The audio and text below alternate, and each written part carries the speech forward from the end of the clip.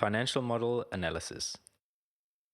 So, this is arguably the most important section of the presentation. It should be used to demonstrate a clear understanding of the client's business and the problems that they face. And why I say it's the most important section is you need to demonstrate to the client that you understand fully their problem before you propose a solution to that problem. And that is why you are in business in the first place, to solve problems. So, in this section, what we're going to do is we're going to dissect the client's model and present our findings after that analysis of the client's model and show our understanding of the client's problem. And then in the subsequent section, we will discuss potential solutions to that problem. Financial model analysis. So, what we undertook in our analysis of your company's financial model was just a breakdown of the material cost items and where they occur in the business. So, where can we achieve the biggest gains possible via a hedge program, which is ideally what you'd need to implement in order to protect your margins. So, what we did is we first identified your total cost breakdown. And this is at your steady state production. So after you have finished ramping up to full capacity, this is what the cost breakdown of the company would look like according to the financial model. So going in a clockwise direction, we'd start with the fixed costs in mining. And this company is particularly advantaged because it's got such a low proportion of its costs in the form of fixed costs. Its variable costs being 22%. So, all in all, these costs, about 25%, are represented in the form of the mining process. So, that's actually the digging of the ore out of the ground. And then, when it comes to refining the ore and processing it in the plant, there we see a majority of the costs coming through.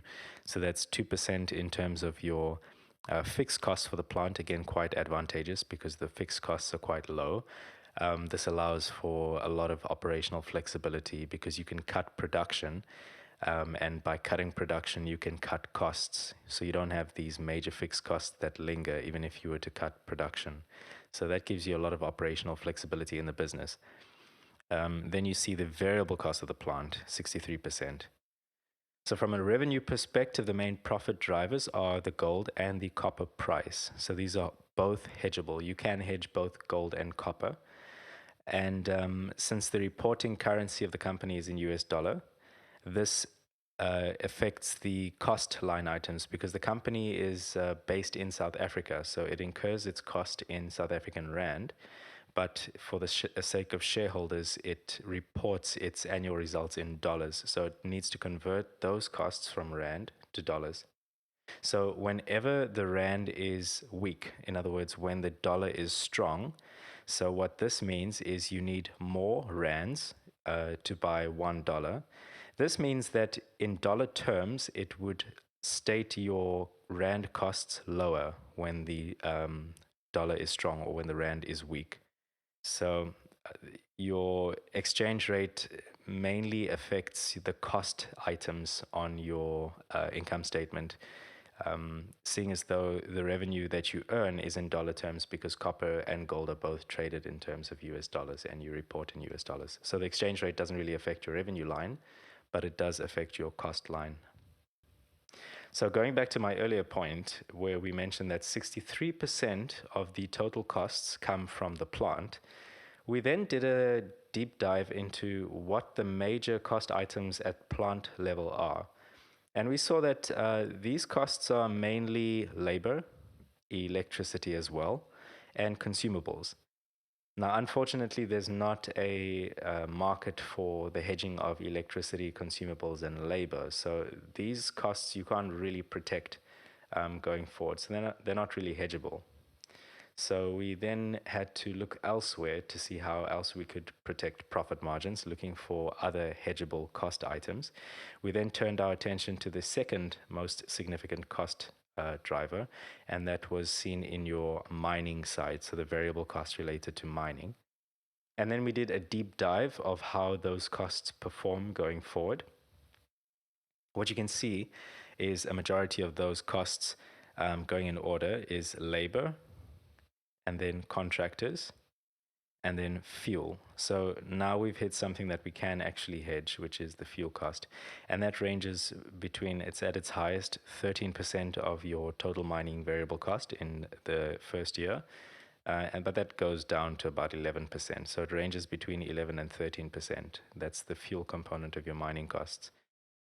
So based on the deep dive analysis of the cost structure of the company, the main hedgeable drivers of their profitability, of your profitability, are gold and copper prices, the US dollar exchange rates, and the fuel cost. But I'd already identified that gold is used to subsidize costs. So just in terms of the amount of benefit versus cost of hedging gold, especially in the eyes of shareholders, we don't view that as adding much benefit to the company, worrying about the gold price at all, seeing as though the company is perceived by the markets as a copper producer.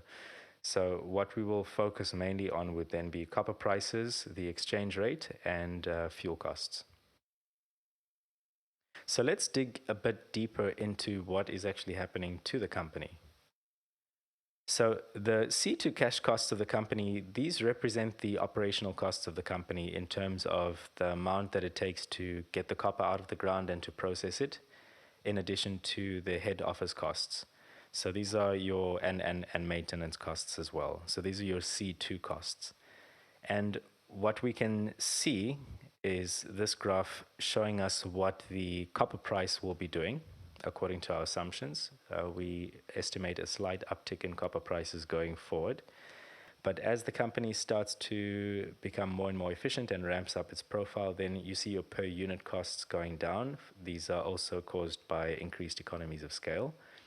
So the net effect of this is what we refer to as operating jaws. So your jaw is just your gap between your revenue driver and your cost driver. So we see the gap between revenue and cost widening. So these are called positive operating jaws. And this is a good sign for the company because it means that your profit margins are improving or increasing over time. And so to maintain these positive operating jaws, you could either protect your revenue growth or you could protect your costs from inflating. So hence the focus of the presentation on hedging to maintain these positive operating jaws.